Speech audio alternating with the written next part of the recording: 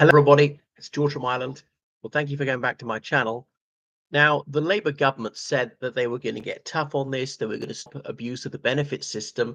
There were too many people on benefits, on welfare, if you're American, that the bill was ballooning, that far too many people were registered disabled, people were getting personal independence payments who did not need them. There are some who do, and things like that. Since COVID has gone up, particularly, people got used to getting money for nothing. If you pay people to do nothing, they will do nothing. And so it continues. Even at a time of very low unemployment, when there were labor shortages in certain sectors, it was very difficult to find farm workers, construction workers, waiters, waitresses, chambermaids, and so forth. So often in the low skilled sectors, um, there was huge immigration. Why were British citizens refusing to take these jobs? Because being on benefits is a career, and sometimes it's the family business. It's multi-generational. Now, the personal independence payments are sometimes to those who work and help them. I'm not completely against the PIPs, or shall we call them PIPs. And I realize there's some people who are genuinely disabled, but there are people who are genuinely disabled who are perfectly capable of working and work. One of my friends been a wheelchair bound since birth. They're blind people who work full time, deaf people who work full time, mentally ill people who work full time. I mean, nowadays we're all mentally ill. And so it goes on. People with only one arm who work full time, and so forth. And then people claim that they're too depressed to work. But wait a second, if you slob around doing nothing, that is rather dispiriting. You'll feel better if you get up off your ass and actually achieve something. And so, how come so many more people are being diagnosed with various conditions that render them unable to work? There's this mental health hypochondria. One of my friends, a consultant psychiatrist, saying he's dealing with the worried well a lot of the time. As people like Prince Harry is saying, if you feel a little low or whatever or worried, though that's not the ups and downs of ordinary life, you have a mental health problem. Rather than being socioeconomic, I mean, I've been subclinically depressed, not because I was insane, precisely because I was sane. I knew it was a bad situation. And the solution was to change my job or get a new relationship or move to a different place or something like that. It wasn't drugs or therapy or whatever, and so on. So a lot of Labour rebels saying, no, we can't have this, partly because they are far left, but it's not just left-wing extremism. It's more cynical than that. Is because people on benefits of Labour's payroll vote. Anyway, we need sort of fiscal responsibility, which Labour is obviously failing to deliver. All these spending announcements, but they're going to have to borrow more. They're going to raise taxes, but they're not announcing this bit, and so on. So Stephen Kinnock is the care minister, as in he's the son of the former Labour leader Neil Kinnock. He's the husband of the former Prime Minister of Denmark. Um, anyway, so over 100 Labour backbenchers were going to rebel. That's out of 411 MPs. So, not even a year into the Labour government, they're facing a major rebellion. Starmer's more unpopular than ever. So he's had to perform a volte-face on this one. So the change will only affect future benefit recipients, not those current benefit recipients. So up to 126 Labour MPs were going to vote against it. Now Labour could still get this through, but they didn't want to have to go so far as to be reliant on the Conservatives. The Liberal Democrats were going to vote against. So Labour really relies on these people to vote for them, and obviously it's hacked off some of their supporters already.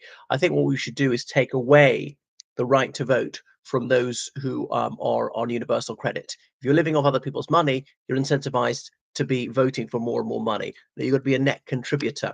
I mean, obviously, I would allow pensioners have the right to vote and things like this. So it's been very difficult, and they have carefully orchestrated a campaign to belittle him, to make him have to back down. So he's going to strike a deal with the Labour rebels. The Work and Pension Secretary is Liz Kendall, or Labour's most honourable MP. The idea was to reduce the welfare bill by £5 billion by the year 2030. By then, total public expenditure will be about £2 billion. That'll be a very, very small amount, but at least be going down.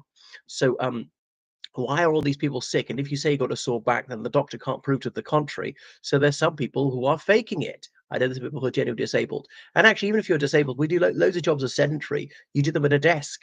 So the days when people did physically demanding jobs are over. Why are there over 3 times more people who are registered disabled than there were in the 1960s? In the 1960s, an awful lot of people were factory workers, farm labourers, coal miners, shipyard workers, things like that, in building, did physically demanding toil, and how things have changed.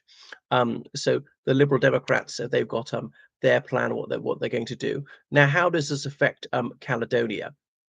Um, so Scotland runs it separately to the rest of the United Kingdom, but universal credit is for the whole United Kingdom. So how strange then? Okay, all right, and I do accept that there are extra costs of being wheelchair users. So I would allow some sort of PIP, but he doesn't have the courage to follow through, and the bill is good as going up and up and up. And if he doesn't, if Labour is not going to grasp the nettle now, they're never going to do it.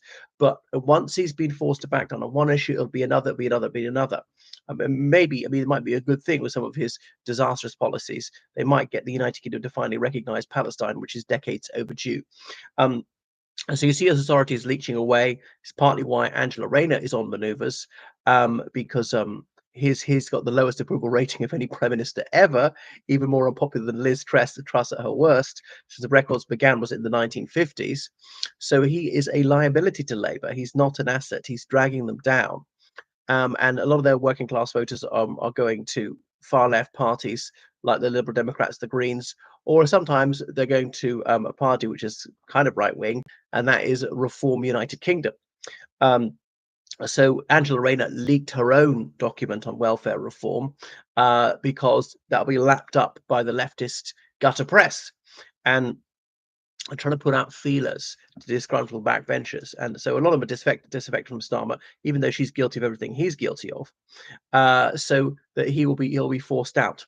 But I mean, the smart thing for Labour will be short for the next election.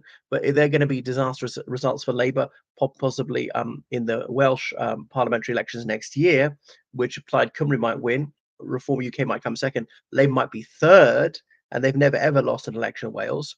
They say they're going to get the Scottish Parliament back, but actually, I mean, now I'm not so sure.